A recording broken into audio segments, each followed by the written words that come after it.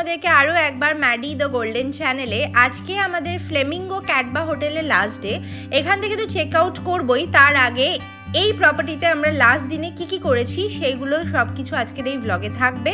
আর খুব ইম্পর্টেন্টলি যারা by ferry ক্যাটবা island থেকে হানয় কিভাবে কানেক্ট করতে হয়, কি ডিটেলস জানতে চাইছো, ব্লগটা স্কিপ না করে দেখতে থাকো।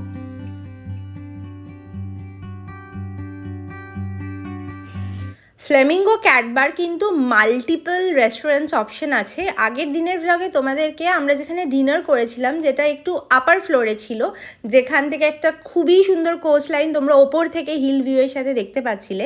আর আজকে দেখো একদম সমুদ্রের পাশাপাশি বসে রয়েছি, অসম্ভব সুন্দর একটা ভিউ। আর তার সেরকমই সুন্দর আজকের ওয়েদারটা। এখানে এখন আমরা এইরকম সুন্দর ওয়েদারে এখানে বসে বসে ব্রেকফাস্ট করব। বাইরেও বসার অপশন আছে, তবে একটু হিউমিড বলে আমরা বাইরেটা বসিনি, আমরা ভেতরটাতেই বসেছি।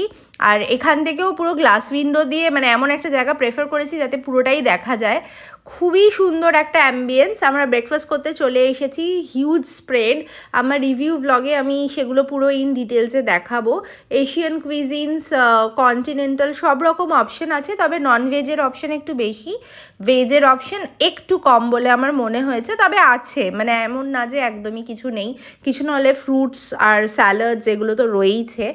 আর এখন এখানে একটা এরকম স্কাই ওয়াকের মতো রয়েছে ব্রিজ, যেটা আমাদের আগের ভ্লগেও হয়তো তোমরা দেখে থাকবে, কিন্তু সেখান থেকে আবার একটা অবজারভেটরি ডেক আছে, যেটায় আমরা যাব বলে এখন বেরিয়েছি। এইটা তো মোটামুটি আমাদের টাওয়ার থেকে রেস্টুরেন্টে আসার জন্য বা ওই বিল্ডিংটায় যাওয়ার জন্য অনেকবারই ইউজ করেছি। তবে এই লাস্ট বিল্ডিংটাতে ওই টাওয়ারটা রয়েছে, যেখান থেকে একদম একটা 360 ডিগ্রি পুরো ক্যাটবা টাউনটাকে তোমরা একদম পাখির চোখে বার্ডস আই ভিউয়ের মতো দেখতে পারবে। অসম্ভব সুন্দর। তো চলো ওখানটায় যাওয়া যাক। আমাদের এই আশেপাশে চতুর্দিকে লাস্ট দুদিনের ভ্লগে আপনারা দেখে হয়তো বুঝতে পারবেন যে এখানে কিন্তু প্রচুর গাছ। ফান ফ্যাক্ট ইজ, এখানে প্রায় 60,000-এরও বেশি গাছ এই পুরো 3টে বিল্ডিং জুড়ে লাগানো রয়েছে, যাতে দূর থেকে দেখলে এটাকে বেসিক্যালি একটা পাহাড়ের সাথেই একটা জঙ্গলের মধ্যে বেসড একটা রিসর্ট মনে হবে একটা ঝুলন্ত রিসর্ট পাহাড়ের গা বেয়ে দাঁড়িয়ে রয়েছে। সেই রকমভাবেই বাইরের দিকটা পুরোটা সাজানো। আর এই পুরো প্রপার্টিটাতে টোটাল 3টে বিল্ডিং আছে, ক্যাটকো 1 আর ক্যাটকো 2, দুটো বিচই কিন্তু একদম প্রপার্টির মধ্যে। তার ফলে আপনি যে বিল্ডিংয়েই থাকুন না কেন, চারদিক থেকে আপনি পাহাড় আর সমুদ্রর একটা অদ্ভুত সংমিশ্রণ দেখতে পাবেন, যেটা আমি ইভেন এই চলতে চলতেও আপনাদেরকে দেখাচ্ছি। পুরো বিল্ডিংটাই এমনভাবে বানানো যে সমুদ্র একদম মাঝখানে ঢুকে এসেছে ক্যাটকো 1 ক্যাটকো 2 দিয়ে, আর প্লাসে ব্যাকড্রপে রয়েছে পুরো পাহাড়। একদম একটা অসম্ভব সুন্দর এই আর্কিটেকচারটা পুরো এই প্রপার্টিটার। আর এই ফ্লেমিঙ্গো ক্যাটবা, এটা কিন্তু এই আইল্যান্ডের একটা অন্যতম বিখ্যাত প্রপার্টি। আর্কিটেকচারটা এতটাই সুন্দর যে এখানে আপনি এসে একটু ডে ভিজিট করে লাঞ্চ করেও যেতে পারেন এই প্রপার্টিটা পুরো এক্সপ্লোর করার জন্য, যদি নাও থাকেন তাও।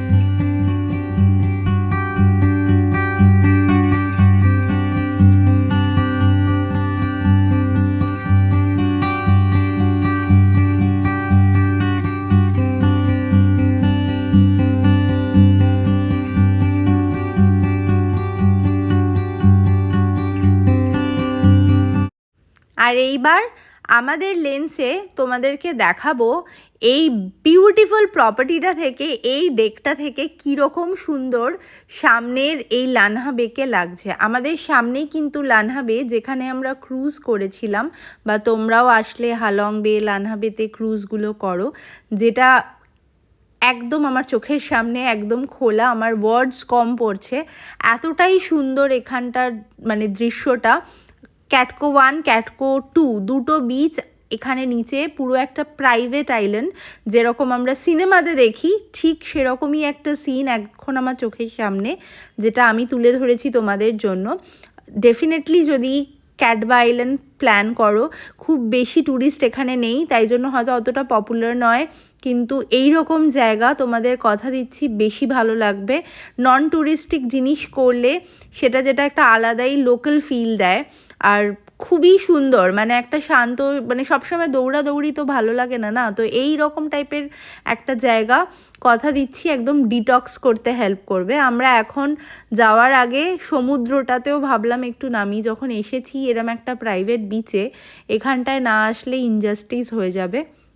আমরা তাই আমাদের রিসর্টের যেটা প্রাইভেট বিচ, একটা কিন্তু কমন, ক্যাটকো 1টা কমন, ওটা অন্যরাও পাশের যে মেল এজেন্ট ওই প্রপার্টিতেও যারা আছে তারা যেতে পারে, বাট এইটা একদমই ফ্লেমিঙ্গোর আর খুবই সুন্দর, খুব পিসফুল। পুরো এই আইল্যান্ডটাই মনে হবে যেন তোমার জন্যই, এটা এক্সক্লুসিভ একটা আইল্যান্ড। আমি বারবার বলছি এটা কিন্তু মাস্ট, যদি তোমরা আসছো। একটু আনকমন, একটু ট্যুরিস্ট থেকে আলাদা, মানে লোকাল রেগুলার রুটসের মধ্যে এটা পড়ে না। তুমি ইন্ডিয়ান গ্রুপস বা ইন্ডিয়ান কাস্টমার এখানে খুবই কম আসে, আমরা অ্যাকচুয়ালি দেখিনি আমরা যেই টাইমটাতে ছিলাম। আর যদি প্ল্যান হয় এটা কিন্তু মিস করো না। ফ্ল্যামিঙ্গোতে আজকে লাস্ট দিন, ইভেন ট্যুরেরও আজকে লাস্ট দিন। কালকে ভোরবেলা আমাদের ফ্লাইট আছে, এখন আমরা হানয় যাব। বেরোচ্ছি হোটেল থেকে চেক আউট করে। আর একবার লাস্ট বার তোমাদেরকে দেখিয়ে দিচ্ছি ওই যে দূরে ক্যাটবা আইল্যান্ড। আর চললাম, টাটা করে দে। টাটা ক্যাটবা এন্ড ফ্লেমিঙ্গো। এখন আমরা ওয়েট করছি, আমাদের যে ট্রান্সফারটা বুক করেছি এসেও গেছে গাড়ি, দেখতেই পাচ্ছ। এই মিনি ভ্যানটা আমরা বুক করেছিলাম ক্লুক থেকে। আগের ভ্লগে তোমরা দেখে থাকবে, যেখানে আমি লিঙ্ক করে দেব, যেখানে আমরা বেসিক্যালি ক্যাটবা আইল্যান্ডে পৌঁছেছিলাম। আমরা যেহেতু ক্রুজ করেছিলাম আর ক্রুজটা ল্যানহা বে থেকেই ছিল, তাই জন্য আমাদের ক্রুজ থেকেই একটা সেপারেট ট্রান্সফার দিয়ে আমাদেরকে ডাইরেক্ট এই ল্যানহা বেতেই এনে ড্রপ করেছিল। সেখান থেকে ক্যাটবা আইল্যান্ডের ভেতরে আমরা একটা গাড়ি করে, যেটা ক্রুজ থেকেই বুক করে দিয়েছিল, আমরা পেমেন্ট করেছিলাম এক্সট্রা, সেটা করে আমরা এসেছিলাম। কিন্তু এখন আমরা যেহেতু মেন টাউন মানে হানয়তে যাব, তাই জন্য আমরা এই বাসটা করে পুরো হানয় অবধি বুকিং করেছি। এটা রাফলি তোমরা যদি ক্লুকের থেকে বা গেট ইওর গাইড এরকম যে কোনো সাইট থেকেই বুক করতে পারো। হোটেলের লোকেশন দেবে, এখানে যে কটা প্রপার্টি আছে এরা মোটামুটি পিক আপ করে একবারে সবাইকে নিয়ে যায়। এই পুরো বাসটার সিটিং ক্যাপাসিটি ওই মোটামুটি 15-16 সিটার্সের মতো। আর 2-3টে ফ্যামিলি ছিল, একটা ফ্যামিলি আমাদের আগে থেকেই ছিল, আমরা তারপরে উঠলাম। আমরা ছিলাম হচ্ছে 5 জন, ওনারা 4 জন ছিল, আরও একটা পরে কাপল উঠেছিল। তো আমরা এই কজন মিলে এই বাসটাতে গেছি। আর এই পুরো ট্রান্সফারটা তোমরা যদি বুক করো, তোমরা পার সিট অনুযায়ী টাকা নেবে, মানে এরকম না যে পুরো, মানে তোমরা যদি 2 জন থাকো তো বেশি পড়বে, সেরকম কিন্তু একেবারেই নয়। আমাদের রাফলি যতটা আমি মনে করতে পারছি পার হেডে ওই 2000 টাকা মতো করে পড়েছিল। সেটাতে আমরা এই পুরো ক্যাটবা টাউন কভার করে, পুরো ফেরি টিকিটস উইকিটস সব কিছু ইনক্লুডেড, একদম হানয়ের একটা পয়েন্ট থাকবে যে ল্যান্ডমার্ক পয়েন্টসগুলো, মানে ওল্ড টাউন হতে পারে বা ইভেন স্টেশন হতে পারে, এরকম কিছু পয়েন্টস আছে যেখানে ওরা ড্রপ করে। সেখান থেকে আমরা যেইখানে আবার যাব সেটা একটা ট্যাক্সি করে নেব। তো সেইভাবে আমরা প্ল্যান করেছি পুরো লাগেজ টাগেজ সব কিছু নিয়ে। ফেরি ছাড়াও কিন্তু এখানে রোপওয়ে মানে কেবল কারের অপশন আছে। কেবল কারও ইভেন তোমাদের কেবল কার স্টেশন থেকে কেবল কার করে এই বেটাকে ক্রস করে দেন এগেন গাড়ি করে করতে হবে, বাট আমাদের লাগেজ নিয়ে ওটা একটু হ্যাসেল মনে হয়েছিল বলে সেটা আমরা করিনি। আমরা এই বাই রোড আর ভেসেলস এটাই আমরা বেটার মনে করেছি। এইটা দেখো ছোট টাউন, আর ক্যাটবা টাউনটা কিন্তু অ্যাকচুয়ালি খুবই সুন্দর, একটা ছোট্ট সাজানো গোছানো, এত রিমোট কিন্তু তুমি কোথাও নোংরা একটুখানিও দেখতে পাবে না, খুবই পরিষ্কার, নিট অ্যান্ড ক্লিন করে মেনটেন করা। প্রচুর ছোট ছোট এয়ারবিএনবি হোমস্টেজ আছে, অনেক ফরেনার্সকে আমি দেখলাম স্কুটার নিয়ে পুরোটা ঘুরছে। কাজেই যদি তোমরা বাজেট ট্রাভেলারও হও সেরকম অপশনসও কিন্তু এখানে আছে, স্কুটি একটা রেন্ট করে নিয়ে নিজেদের মতো করেও ঘুরতে পারো, আর লাক্সারিরও অপশনস তো রয়েইছে। আমরা এখন এগোচ্ছি বে ধরে, এবারে পিয়ার প্রায় চলেই এসেছে। আর টাউনটা খুবই ছোট, পুরো ট্রান্সফারটাতে হার্ডলি, মানে এখান থেকে পিয়ার অবধি যেতে হার্ডলি ওই 15-20 মিনিটস মতো টাইম লাগবে। আর তারপরে পিয়ারটা আসলে আমরা যে ফেরিটাতে যাব সেই ফেরির টিকিটস আছে, সেটা এই মানে আমরা যা টাকা পে করেছি তার মধ্যে সেটা ইনক্লুডেড, সেটার জন্য কোনো অ্যাডিশনাল টাকা আমাদেরকে পে করতে হয়নি। ক্যাটবা যেহেতু ইন্ডিয়ান ব্লগার্স বা ইন্ডিয়ান ট্রাভেলার্সদের মধ্যে খুব একটা পপুলার এখনও নয়, এটা এখনও আনটাচ, তাই জন্য এই রুটের খুব বেশি ভিডিও আমি যখন আমার নিজের জন্য রিসার্চ করছিলাম তাই জন্য পাইনি। তাই আমি যতটা পসিবল ইনফরমেশন ক্যাপচার করে এনেছি। যদি তোমাদের এর পরেও কোনো কোয়ারি থাকে ডেফিনেটলি কমেন্ট করো, আমি রিপ্লাই করে দেবো আমার যতটা নলেজ আছে সেই অ্যাকর্ডিং। এই রুটটাতে ভেহিকল খুবই কম, তাই জন্য তোমাদেরকে একটু প্রি বুকিং করে নিতে পারো, হোটেল থেকে বুকিং করতে পারো। আমরা যেদিনকে যাব তার আগের দিনকে রাত্রিবেলায় বুকিংটা করে ফেলেছিলাম, আর সকালবেলায় একদম ডিসাইডেড টাইমেই, যেই টাইমিংটা তোমাকে ভাউচারে দেবে ক্লুক থেকে, সেই টাইমেই হোটেল রিসেপশন থেকে তোমার পিক আপ হয়ে যাবে। যদি তোমার একটু হোমস্টে টাইপের হোটেল হয় বা কোনো এয়ারবিএনবি হয় তাহলে হয়তো কোনো একটা পিক আপ পয়েন্ট অবধি আসতে বলবে যেখান থেকে হবে, কিন্তু এতটাই ছোট টাউন, ট্রাস্ট মি, যে কোনো জায়গা থেকেই পিক আপ তুমি নিতে পারো, কোনো রকম প্রবলেম নেই। আর মোটামুটি যেগুলো একটু পপুলার হোটেল মানে এই মেল লিজেন্ড বা ফ্লেমিঙ্গো, সেখানে তো একদম হোটেলের পয়েন্ট থেকেই পিক আপ হয়। আমরা এখন ফেরি অবধি এসে গেছি, এখানে বেশিক্ষণ না, ওই 5-10 মিনিট ওয়েট করতে হয়েছে। পুরো আইল্যান্ডটাতে বুঝতেই পারছো দেখে যে খুবই কম হিউম্যান বিইং, খুবই কম ভিড়, যার ফলে ওরকম ওভার ক্রাউডেড কোনো ব্যাপার নেই। সবাই নিজের পেসে আরাম করে এসে এখানে কিছুক্ষণ একটু ওয়েট করে আমাদের ড্রাইভারই চলে গেল, সে গিয়ে টিকিটস আর যা অ্যারেঞ্জমেন্টস আছে করে নিল।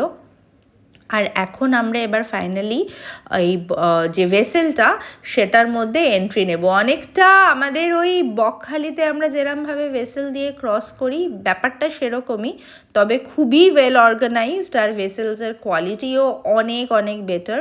পুরো একটা ডাবল ডেক ভেসেলস উইথ এখানে ওয়াশরুম, ইভেন একটা ক্যাফেটেরিয়া মতো রয়েছে, খাবার অপশন, চিপস টিপস ড্রাই ফুডসের অপশনও এখানে অ্যাভেলেবল। এটা অনেকটা ওই পোর্ট এরিয়াটা যেখান থেকে আর কি আমরা উঠবো, তো এইটা কিছুটা, আর তারপর এবার সোজা ভেসেলসে যাওয়া যাক।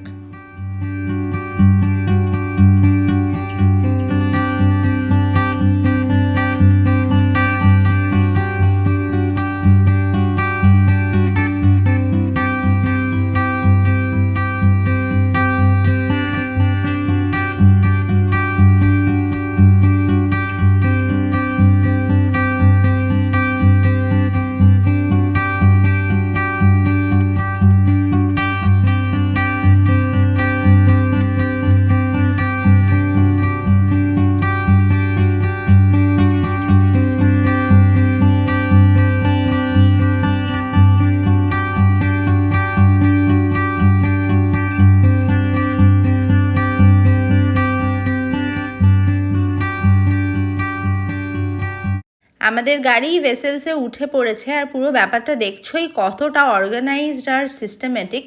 এই দূরে কিন্তু কেবল কারের লাইনটাও দেখা যাচ্ছে, বুঝতে পারছো কি না জানি না, তবে আমি আরেকটু বাদে আরও ইন ডিটেলসে দেখাবো। এটার ওপর দিয়েই কেবল কারও গেছে, তো যারা সমুদ্রের ওপর দিয়ে কেবল কারে যেতে চাও সেটাও যেতে পারো, আর আমরা এই ভেসেলস করে যাব। তোমাদেরকে একটু এই ভেসেলসটাও দেখাই কীরকম। আমাদের ইন্ডিয়াতে এরকম তো এই রুট যেগুলো আমি ভেসেলসে, সুন্দরবনের রুটটা বা বকখালি, সেখানের ভেসেলসগুলো মোটেই এরকম নয়, একদমই একটা লাগেজ ট্রান্সপোর্টারের মতো কাজ করে, কিন্তু এখানে কিন্তু সেরকম নয়। তুমি নিজেদের গাড়ি থেকে বেরিয়ে আরাম করে এই জায়গাগুলোও যদি বসতে চাও, নর্মাল ধরো চুপচাপ বসবে, যদিও এই ট্রান্সপোর্টটা হার্ডলি 10-12 মিনিটের থেকে বেশি তো নয়ই, আর তাও যদি তোমার মনে হয় ওয়াশরুম ব্রেক নেবে, কিছু খাবে, সব কিছুই করতে পারো। দেখো এইরকম একখানা পুরো প্যাসেজ, এখানে সিটিং চেয়ার্স করে রয়েছে। গাড়িগুলো আমাদের এখানে নিচে পাশে আরও একটা ভেসেল দাঁড়িয়ে রয়েছে, তো দুটো ভেসেলস পাশাপাশি রয়েছে যেটা ছাড়বে, আর সমস্ত গাড়িগুলো লাইন দিয়ে একদম সুন্দর করে অর্গানাইজ করে রাখা রয়েছে। আর এরপরে আবার এর একটা উপরেও ডেক রয়েছে যেখানে ওয়াশরুম আর ক্যাফেটেরিয়াসগুলো রয়েছে। তাহলে চলো এবারে উপরের দিকটাতে যাওয়া যাক, সেটাও তোমাদেরকে দেখাই যে রিফ্রেশমেন্টের এখানে কিন্তু ভালোই ব্যবস্থা রয়েছে। প্লাস এই যে লাইফ এগুলোকে কি বলে, লাইফ টিউবগুলো রাখা রয়েছে, সমস্ত রকম সেফটি সিকিউরিটি মেনে এখানে সব কিছু হচ্ছে। এইটা হচ্ছে তোমাদের cafeteria cum again waiting lounge. যদি রোদে না বসতে হয় তাহলে এসির ভেতর ইনডোরেও বসতে পারো। এখানে বেশ কিছু স্ন্যাক্স আইটেম সেল করছিল, আমরা ডেফিনেটলি খাইনি, বাট তোমরা যদি চাও সেটাও নিতে পারো। এত সুন্দর ব্যবস্থা, কাজেই একদমই মানে কোনো রকম স্কেপটিক্যাল হওয়ার কোনো ব্যাপার নেই। আমরা অ্যাকচুয়ালি আসার আগে ভাবছিলাম যে কোনটা নেব ভেসেলস, ভাবলে আমাদের মাইন্ডে যেরকম আসে প্যাসেঞ্জার ভেসেলস ওই রকম কিন্তু একদমই নয়, খুবই ট্যুরিস্ট ফ্রেন্ডলি। আমরা অন্য কান্ট্রি থেকে এসে আমরা এতটা ওয়েলকামিং, আর কোনো ইন্ডিয়ানস নেই, তাও কিন্তু কোনো রকম সেফটি ইস্যু ফিল হচ্ছে না বা এরকমও মনে হচ্ছে না যে কিরম একটা জায়গায় চলে এসেছি। খুবই কমফোর্টেবলি আমরা এই রোডটা, এই জার্নিটা, রোড আর বে দুটোকে একসঙ্গে কম্বাইন করে আমরা ক্রস করেছি। আর আমি বলবো আমাদের ভালো লেগেছে যখন, তোমরাও এটা ভালোই লাগবে, মানে এখানে খারাপ লাগার কোনো ব্যাপার নেই। কেবল কারটা আমরা করিনি, আমি ডেফিনেট যে ওটাও একটা ভালোই অপশন হবে। যদি তোমাদের হালকা লাগেজ থাকে সেক্ষেত্রে ওটাও করতে পারো। আমাদের অ্যাকচুয়ালি হালকাই লাগেজ ছিল, কিন্তু আমরা যেহেতু অলরেডি একবার কেবল কারের এক্সপিরিয়েন্স করেছি, এইবারে ভাবলাম এই লোকাল ট্রান্সপোর্টটাও একবার করে দেখে নিই। বানা হিলসটা তো কেবল কার দিয়েই করেছি আমরা, এটা একটা আলাদা এক্সপিরিয়েন্স হতো, নিচে সমুদ্র উপর দিয়ে তুমি যাচ্ছ, সেই এক্সপিরিয়েন্সটাও করতে পারো। আই গেস এরকমই রেঞ্জ হয়তো পড়বে, একটু রিসার্চ করতে হবে। আমাদের ভেসেলস পুরো লোডেড, আমরা অনেক ক্লিপিং নিয়েছি, এবার ভেসেলস ছেড়ে দিয়েছে। দীপক এখান থেকেই রেকর্ডিংসগুলো করেছিল, ক্লিপিংসগুলো নিয়েছিল, আমি তো নিচেই ছিলাম, আমি আর উঠিনি। আর এখন আমরা বাই বাই করে ক্যাটবাকে হানয়ের দিকে যাচ্ছি। মনটা একটু খারাপ লাগছে যে আজকে রাত্রিটায় জাস্ট একটু থাকবো, রাত্রিও পুরো নয়, আমাদের অ্যাকচুয়ালি একদম আর্লি মর্নিং ফ্লাইট আছে, তো মাঝরাতেই বেরিয়ে পড়তে হবে। তাও একটা মাঝখানের এই 6-7 ঘন্টার জন্য একটা এয়ারবিএনবি আমরা বুক করেছি, সেখানে আমরা হানয়েতে কিছুক্ষণ স্টে করব, খুব সুন্দর, যেটা তোমাদেরকে ডেফিনেটলি দেখাবো। আমাদের হয়ে গেছে 12 মিনিট মতো লেগেছে, জার্নি কমপ্লিট। এবার আমরা বেরিয়ে পড়ছি। এই পার্টটাতে চলে আসলেই শুরু হয়ে যাবে হচ্ছে আলাদা প্রভিন্স, মানে ক্যাটবা আমরা ছেড়ে দিলাম, এখন আমরা এগিয়ে চলবো হানয়ের দিকে। টাইম লাগবে প্রায় 2 ঘন্টা মতো আমাদেরকে এখন জার্নি করতে হবে। আমরা দুপুরের দিকে পৌঁছে যাব আশা করি। আমরা সকাল সকাল ওই 11টা 11:30টার দিকে 12টা নাগাদ বেরিয়েছি, আর আশা করছি আমরা ওই 2:30টার ভেতরেই মোটামুটি আমরা হানয় সিটিতে ঢুকে পড়বো।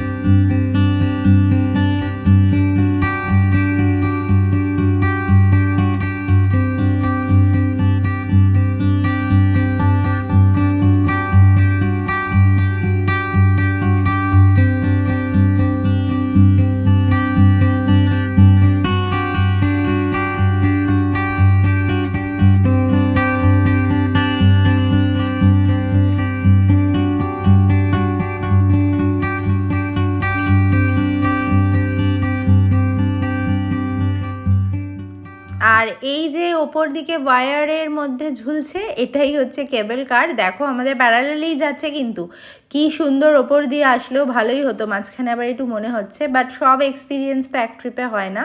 এটাও কিন্তু সেম ওই সান বানা হিলস, মানে যেই কোম্পানিটার বানা হিলসের কেবল কার, সেই সেম কোম্পানি এই কেবল কারটাও বানিয়েছে। কত ইনোভেটিভ থট, মানে একটা ট্রান্সপোর্টেশনকে কতটা ফ্লেক্সিবল আর কমফোর্টেবল ফর ট্যুরিস্ট করে দিতে পারে, একটুও হ্যাসেল নেই। তাই জন্যই আমার মাঝে মাঝে মনে হয় এর থেকে কিছু জিনিসও যদি আমরা শিখতাম। দেখো এই প্যারালালি এখান দিয়েও তোমরা ক্রস করে যেতে পারো, আমি তো ডেফিনেটলি রেকমেন্ড করব একবার এটাও তোমরা এক্সপিরিয়েন্স করতে পারো যাওয়ার সময় আর ফেরার সময়। যদি তোমরা ক্রুজ করছো না, শুধু ক্যাটবা করছো, 1 ওয়ে কেবল কার আর 1 ওয়ে এইভাবে আসতে পারো, দুটো এক্সপিরিয়েন্সই হয়ে যাবে। আমরা এখন ফাইনালি হানয় সিটির জন্য এগোচ্ছি। আমাদের এখন ধীরে ধীরে গুড বাই বলারও সময় হয়েই এসেছে, কারণ আর বেশিক্ষণ ভিয়েতনামে নেই। এবার আমরা ফিরবো আমাদের বাড়ির উদ্দেশ্যে। তাই এই সুন্দর ব্লগটাকে আমরা এখানেই এন্ড করছি। লাস্ট ভিয়েতনাম সিরিজ থেকে লাস্ট ব্লগটা খুব শিগগিরই আসবে, আর তারপরে আমাদের ভিয়েতনাম এপিসোড শেষ হবে। কেমন লাগলো পুরো সিরিজটা জানিও, কোনো কোয়ারি থাকলে ডেফিনেটলি কমেন্টে লিখো। আর সবাই খুব খুব খুব ভালো থেকো। খুব শিগগিরই নেক্সট এপিসোড নিয়ে পরের সানডেতে তোমাদের সাথে দেখা হচ্ছে। Till then tata everyone.